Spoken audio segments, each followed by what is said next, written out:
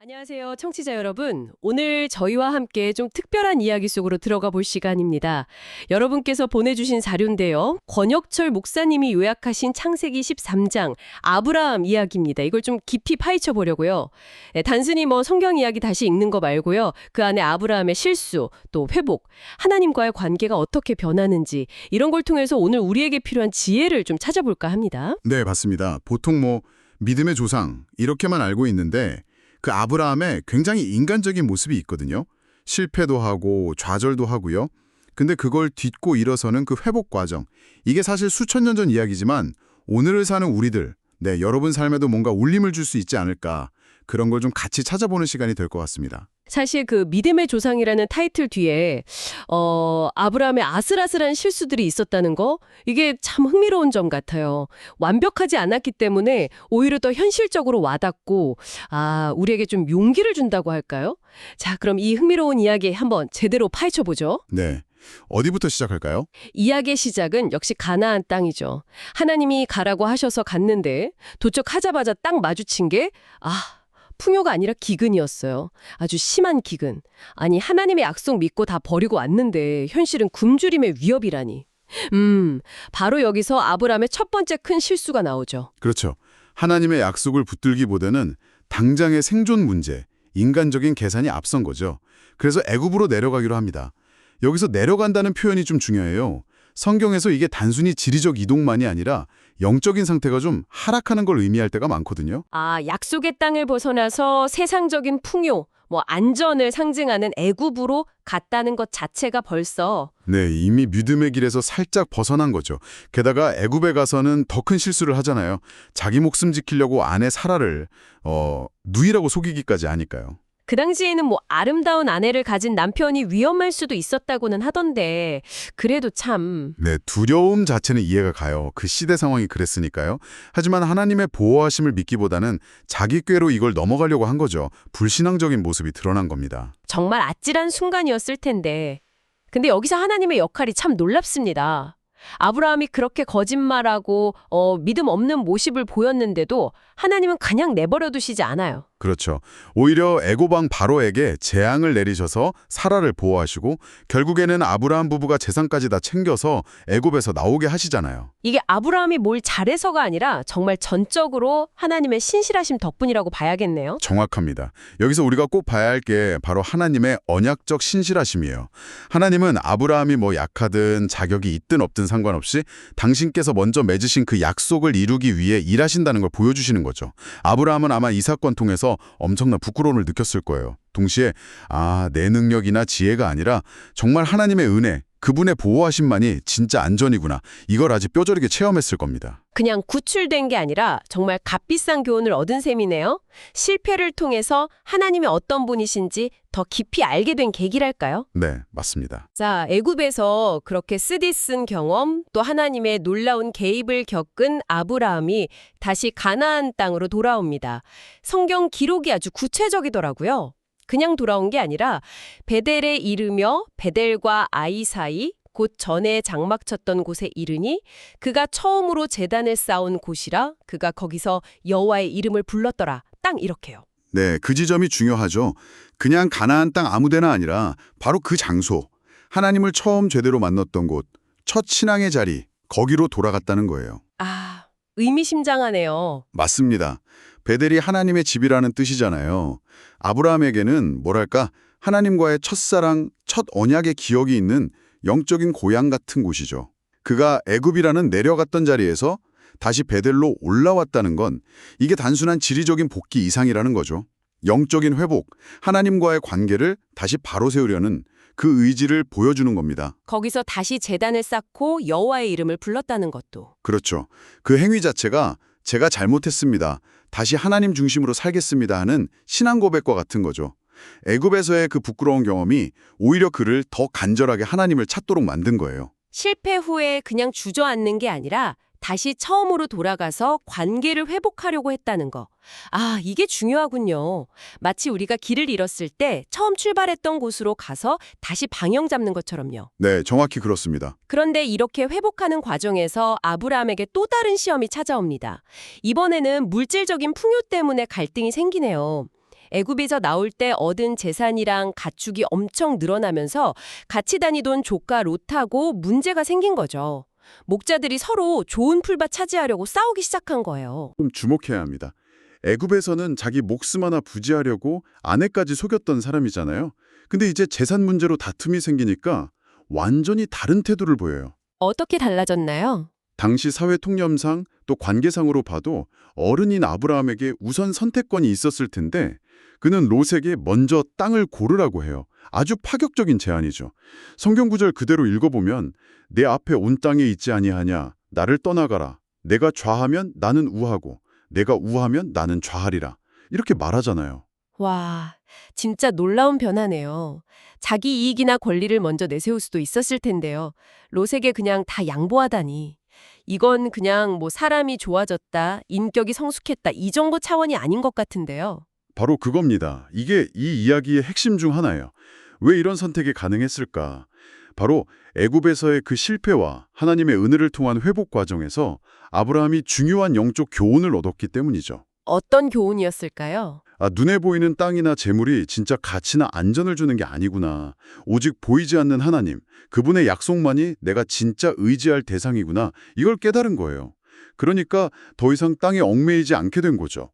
하나님이 나와 함께 하시고 인도하신다면 롯이 어딜 고르든 나한테는 아무 문제 없다. 이런 깊은 신뢰, 뭐랄까 믿음에서 오는 여유가 생긴 겁니다. 와, 이전에 그 두려움에 사로잡혔던 모습하고는 정말 확연히 다르네요. 내적인 성숙, 자유함 같은 게 느껴집니다. 그렇죠. 믿음이 깊어지니까 세상을 보는 관점, 우선순위 자체가 달라진 거죠. 자, 그럼 아브라함이 이렇게 너그럽게 제안했는데 조카 롯은 어떤 선택을 했을까요? 롯의 선택도 우리에게 생각할 거리를 많이 던져주는 것 같아요. 네, 롯의 선택은 아브라함의 선택하고 아주 극명하게 대비돼요. 성경을 보면 이에 롯이 눈을 들어 요단 지역을 바라본즉 소알까지 온 땅에 물이 넉넉하니 여호와의 동산 같고 애굽 땅과 같았더라. 이렇게 기록되어 있어요. 롯은 철저하게 눈에 보이는 대로 선택한 거죠. 인간적인 기준으로 딱 봤을 때 가장 좋아 보이는 땅, 물 많고 기름지고 마치 에덴 동산 같기도 하고 자기가 경험했던 애굽의 풍요로운 땅처럼 보였던 거예요. 아, 애굽 땅과 같았더라라는 묘사가 참 의미심장하네요. 애굽에서의 경험이 아브라함에게는 영적인 성숙의 계기가 됐는데 롯에게는 여전히 세상적인 풍요의 기준점으로 남아 있었던 거군요. 그런 셈이죠. 그런데 그가 선택한 땅에는 치명적인 문제가 숨어 있었어요. 그게 뭔가요? 그 요단 들판이 아주 비옥하긴 했지만 동시에 소돔과 고모라라는 도시랑 가까웠어요. 그리고 성경은 바로 다음 구절에서 소돔 사람은 여호와 앞에 악하며 큰 죄인이었더라 이렇게 딱 못 박아 얘기하거든요. 롯은 당장의 물질적인 풍요, 편리함만 보고 선택했지만 결과적으로는 영적으로 아주 타락한 도시, 곧 하나님의 심판을 받게 될 위험한 곳으로 점점 더 가까이 가게 된 거죠. 아, 이게 참 우리가 살면서 뭔가를 선택할 때 그냥 눈앞의 이익이나 세상적인 성공 기준만 볼 게 아니라 그 너머의 영적인 가치나 결과까지 생각해야 한다는 걸 보여주는 것 같아요. 보이는 화려함이 다가 아니라는. 네, 아주 중요한 교훈이죠. 자, 롯이 자기 선택을 따라서 그 화려해 보이는 곳으로 떠나고 이제 아브라함은 혼자 남게 됐어요. 인간적으로는 좀 씁쓸할 수도 있고 허전할 수도 있었을 것 같은데 바로 그때 하나님께서 다시 아브라함에게 나타나십니다. 네, 이 타이밍이 정말 절묘해요. 롯이 그 세상적인 풍요를 따라 떠나간 바로 그 직후에 하나님이 아브라함에게 나타나셔서 이전보다 훨씬 더 구체적이고 강력하게 약속을 다시 확인시켜 주세요. 제가 한번 읽어볼게요. 롯이 아브라함을 떠난 후에 여호와께서 아브라함에게 이르시되 너는 눈을 들어 너 있는 곳에서 북쪽과 남쪽 그리고 동쪽과 서쪽을 바라보라. 보이는 땅을 내가 너와 네 자손에게 주리니 영원히 이르리라. 내가 네 자손이 땅에 티끌 같게 하리니 네 자손도 세리라. 너는 일어나 그 땅을 종과 횡으로 두루 다녀보라. 내가 그것을 내게 주리라. 와, 정말 약속의 스케일이 어마어마하네요. 그냥 땅 줄게 정도가 아니라 동서남북 사방을 다 보게 하시면서 보이는 모든 땅을 주겠다. 자손은 셀 수 없이 많아질 거다. 아주 시각적이고 구체적인 이미지까지 주시네요. 이게 어떤 의미가 있을까요? 이건 하나님께서 아브라함의 그 믿음의 선택을 얼마나 기뻐하시고 인정하시는지를 보여주는 장면이라고 할 수 있습니다. 눈앞의 이익을 양보하고 하나님의 약속을 더 믿었던 아브라함에게 하나님은 그가 포기한 것과는 비교도 안 되는 훨씬 더 크고 영원한 복을 약속하시는 거죠. 특히 눈을 들어 바라보라는 명령, 이게 롯이 자기 육신의 눈으로 요단 들판을 바라봤던 것과 딱 대조가 돼요. 아브라함은 이제 믿음의 눈으로 하나님이 보여주시는 미래의 약속을 바라보게 된 겁니다. 아, 그렇군요. 그리고 두루 다녀보라는 말씀은 그 땅의 실제적인 소유권을 확인시켜 주시는 그런 행위와 같아요. 당장은 뭐 손에 잡히는 게 없는 것 같아도 하나님은 이미 그 모든 걸 아브라함에게 주셨다. 이런 확신을 심어주시는 거죠. 롯의 선택과 아브라함의 선택, 그리고 그 결과가 이렇게 명확하게 갈리는군요. 하나님의 약속을 새롭게 받고 확신을 얻은 아브라함은 그 후에는 어디로 가서 정착하게 되나요? 아브라함은 하나님의 말씀을 따라서 이동해서요. 헤브론에 있는 마므레 상수리 숲풀 근처에 장막을 칩니다. 그리고 거기서도 변함없이 가장 먼저 한 일은 여호와를 위하여 제단을 쌓는 것이었어요. 아, 또 제단을 쌓았군요. 예. 근데 이 마므레라는 이름 뜻이 흥미로운데요. 자료에 보면 힘, 활력 또는 기름짐과 관련돼서 열정적이고 생명력 있는 교제를 암시한다고도 하고요. 또 그가 정착한 헤브론 지역은 교제, 연합, 친밀한 관계를 의미한다고 합니다. 와, 이름의 의미가 정말 그렇네요. 열정적인 교제, 친밀한 관계, 마치 하나님과의 관계가 이제 더 깊어지는 단계로 들어섰다는 걸 보여주는 것 같아요. 그렇죠. 아까 하나님이 두루 다녀보라고 하셨는데 그걸 그냥 땅 둘러보고 내 땅이다 주장하라는 의미로만 받아들이지 않고 하나님과 깊은 관계를 맺을 수 있는 곳에 머물면서 예배하는 삶을 선택했다는 점이 참 인상 깊습니다. 바로 그겁니다.